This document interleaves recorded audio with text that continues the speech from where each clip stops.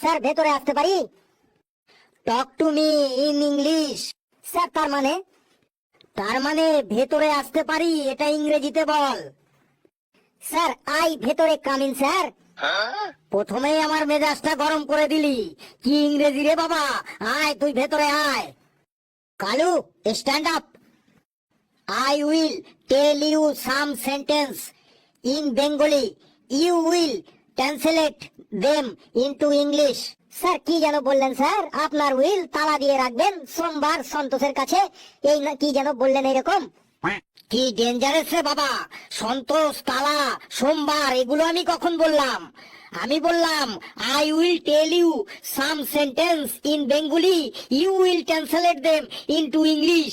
তার মানে আমি তোকে বাংলায় কয়েকটি বাক্য বলবো আর সেগুলি তুই ইংরেজিতে অনুবাদ করে বলবি। ওকে স্যার, আপনি বাংলায় বলুন, আমি ইংরেজিতে অনুবাদ করছি। বল, ঘরে হিন্দি গান চলছে, এটা ইংরেজিতে কি হবে?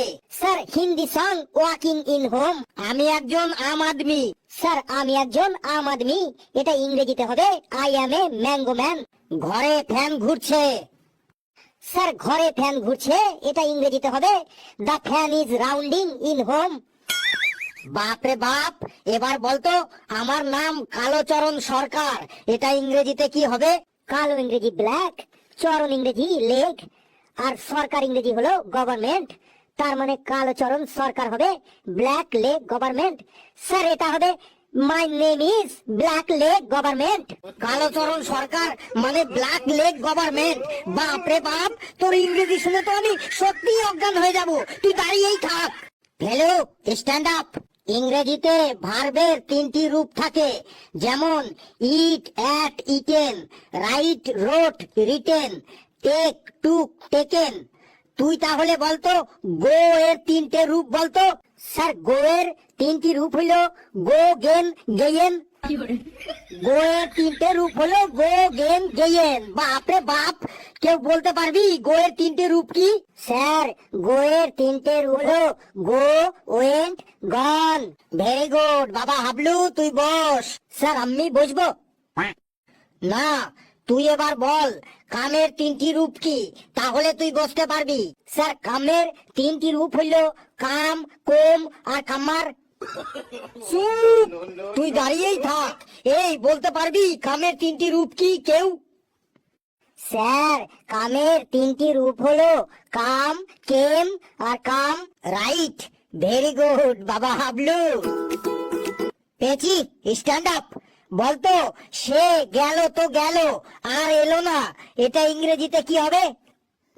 স্যার এটা হবে হি ইজ গন তো গন, গন গনা গন গন।